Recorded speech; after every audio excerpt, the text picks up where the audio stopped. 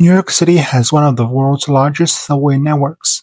Yet, for many neighborhoods, it still isn't a viable option. One such part of the city is southern Queens, where it is either a drive on congested roads or a ride on slow and crowded buses just to get to the other side of the borough. But there is a solution. Right through the center of the borough is the abandoned Rockaway Beach branch. This rail line cuts through the heart of Queens, paralleling the most congested roads in the borough, making it perfect for tackling those long commutes. So QueensLink, a non-profit organization, is advocating to turn this abandoned rail line into a new subway line and use the space around and above it to build 33 acres of park space and protected bike lanes. Sounds good, right? However, the city is moving forward with another idea called the Queensway. This plan calls for turning the abandoned line into a park, similar to the High Line in Manhattan and the BeltLine in Atlanta. Currently, the city's design of this park has zero consideration of future rail reactivation. If built, it will block transit forever. This isn't a battle between transit and parks. Instead, it is a story of how politicians' decision to ditch a truly transformative project for a ribbon cutting in their term fails its residents forever. It is a lesson every city should learn from. It all starts here, on Woodhaven Boulevard in Queens. This is the borough's major north-south arterial road. Every single day, 48,000 cars travel on it, making traffic here an absolute nightmare. And if you're commuting on a bus, it isn't any better. Buses along this corridor carry 30,000 riders daily, and waiting for one can be hell of a journey. There is a reason why people are stuck on these buses. Subway lines in Queens run east-west, connecting the borough to Manhattan.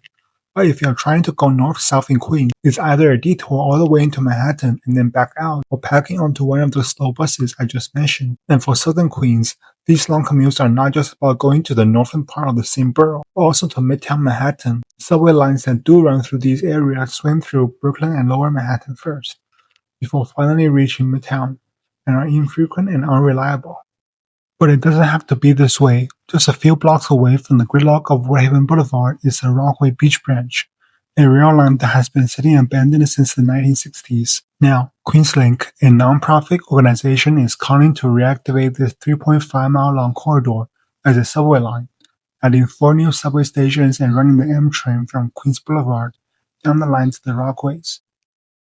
Additionally, QueensLink envisions 33 acres of park space and protected bike lanes being built along the new subway line. This is a transformational idea from every perspective.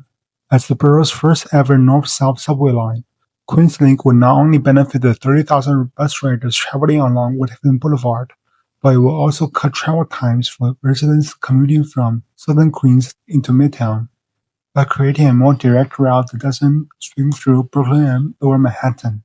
QueensLink is projected to take over 4.7 million cars off the road, eliminate 7,200 tons of CO2, and benefit nearly 900,000 New Yorkers who live within 15 minutes of the line. And don't forget the park space and protected bike lanes that will be built along the tracks.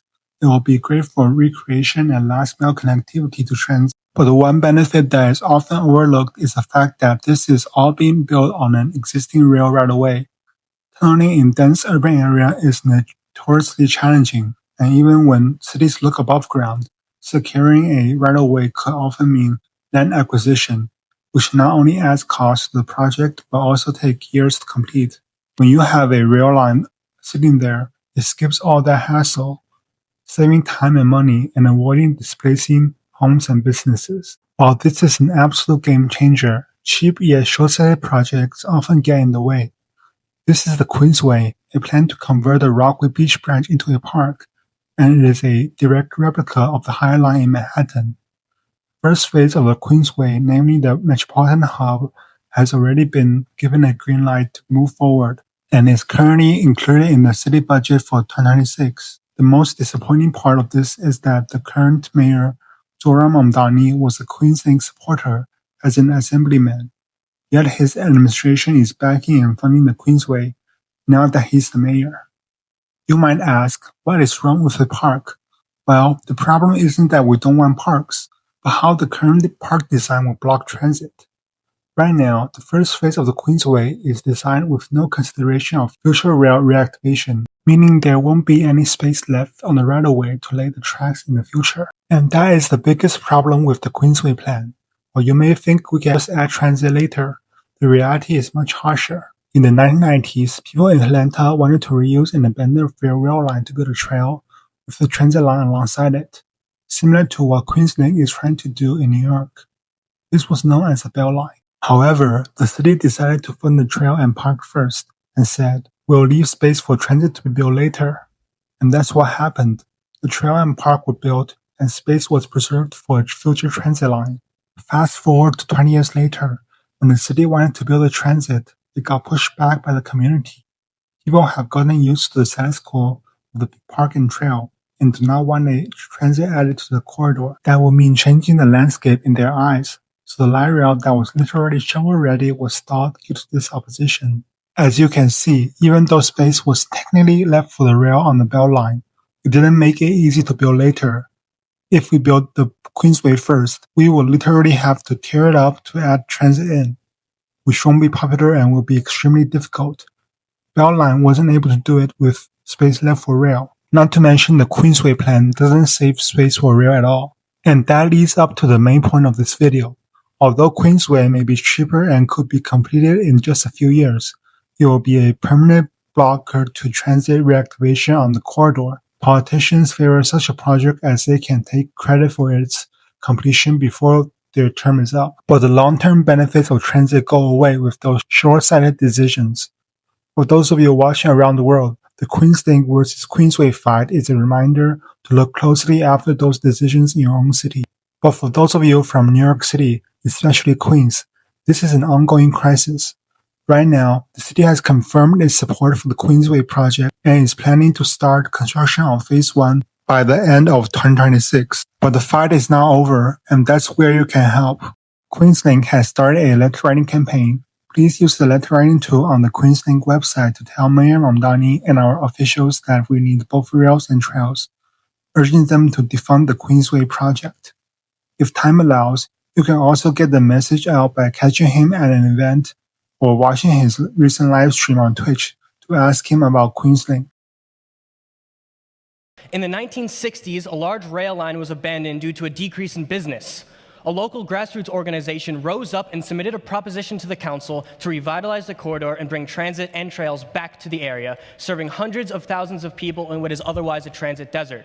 Now, to some of you, this may sound like a project in New York City called QueensLink, but in actuality is describing the current BeltLine project in Atlanta.